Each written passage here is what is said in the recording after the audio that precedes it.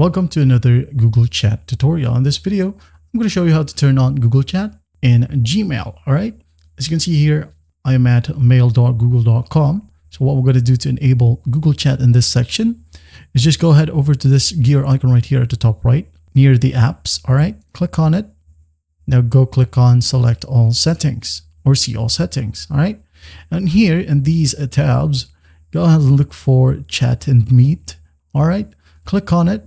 And here under Chat, you'll be able to see Google Chat is an option. Just click on it or enable the radio button. All right. Then go ahead and hit on Save Changes and just wait for it. As you can see here, it has been already added right here in the left pane. We have Google Chat right here and Google Meet as well. And there's a pop-up. Just go ahead and hit on Continue. All right. If you want to allow notifications right here on your Gmail, go ahead and do so. If not, just block it.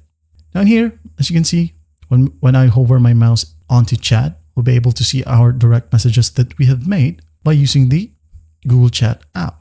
You can just directly send messages right here. We're just clicking on the particular person or email. All right. That's basically how you do it. Well, I hope this video helps and I'll see you in the next one.